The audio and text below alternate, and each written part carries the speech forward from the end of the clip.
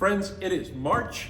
This is the Children's Museum of Indianapolis, and you know what that means. It is time for Museum Madness. We have 16 favorite exhibits and icons that we're going to be putting together in a tournament to see which ones are your favorites. Now, some of these choices are going to be tough, but I'm here to help. Along with my friends Abby and Bill, I'm Mookie, and we're going to make sure that you have all the information, fun facts, and background to make your choices easier.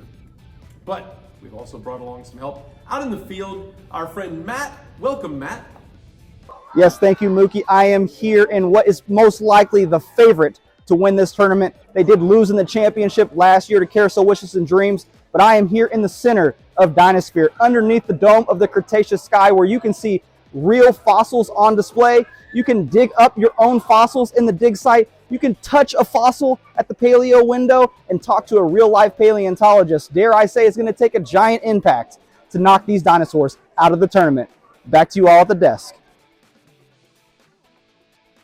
Matt, there's no question the Dinosphere is a perennial favorite, but I've got one that you need to think about. It's the ball machine. It's been around for a long time. It's now down on the first floor. If you hear a sound chiming and kids running with excitement, it's going to be the ball machine. I loved it as a kid. Kids are going to love it now.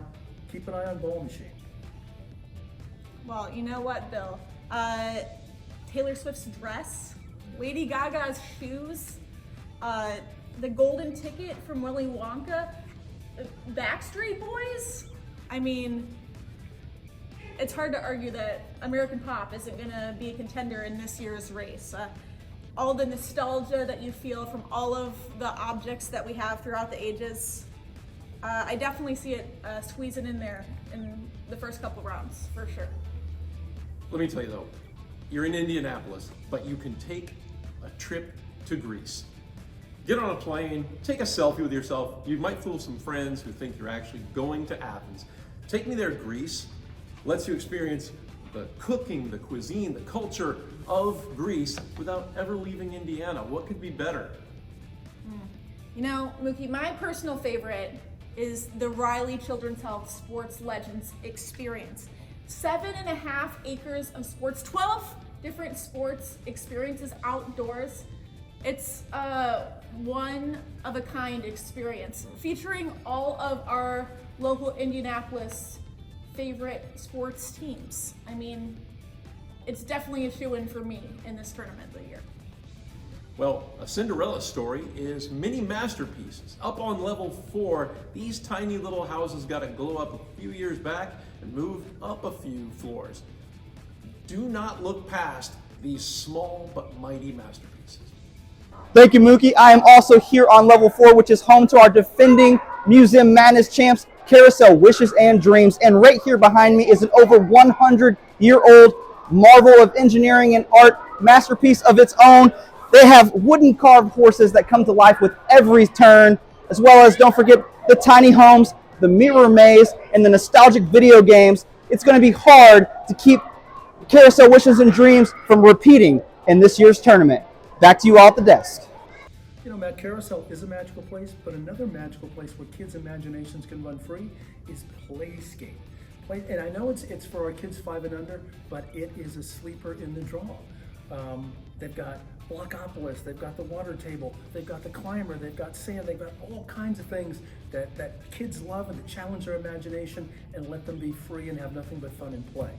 But another thing about Playscape, it's a place where moms, really moms, can have a private space and decompress and spend a little private time with their kids. So hey, don't sleep on Playscape.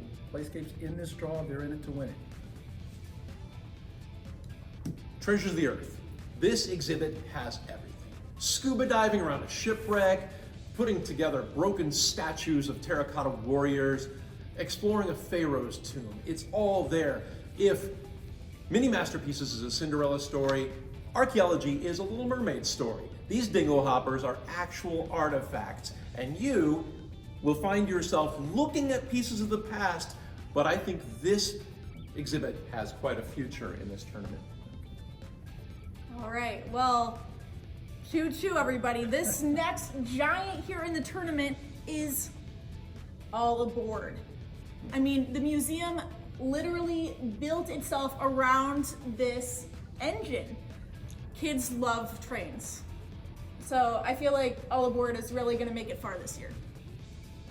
You know, I like what you're saying there, Abby, but it's all about Bumblebee. Don't forget Bumblebee. It's the first thing you see when you come in the museum, and Bumblebee's all about the numbers.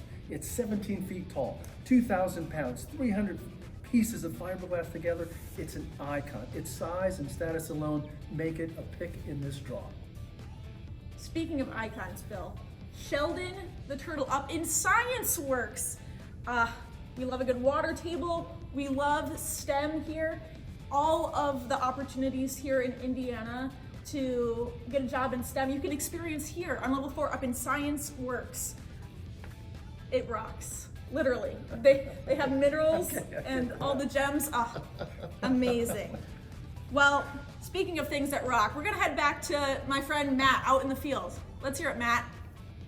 Thank you. I'm Matt reporting here at WREX, and I am standing next to the Fireworks of Glass, 3,200 pieces, 18,000 pounds, and 43 feet tall. It is celebrating its 18th anniversary at the center of the Children's Museum ramp. It is also the most photographed iconic thing in the museum, going to be hard to beat. Coming back to you all at the desk.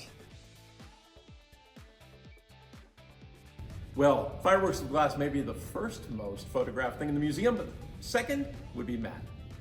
He's a handsome man. Now, speaking of glass, the water clock in our Sunburst Atrium is one of the biggest icons in the museum, and it's time for the water clock to advance in the tournament. The water clock holds gallons and gallons of water and flushes entirely every day at 1 p.m. and also at 1 a.m., but only security's here. People flock to see that water clock drain. And I really think that this year could be the time for the water clock.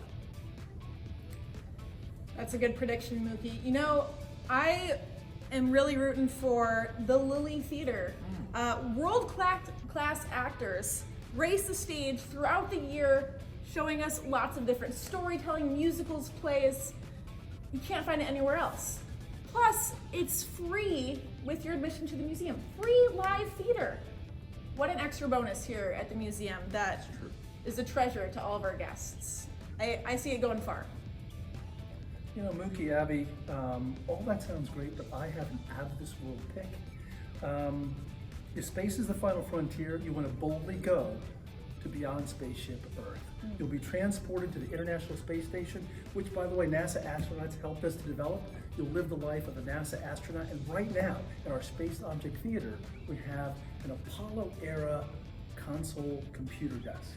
I mean, it's one that actually sent American astronauts into space. I mean, it's really a magical thing, and it is a contender in this competition.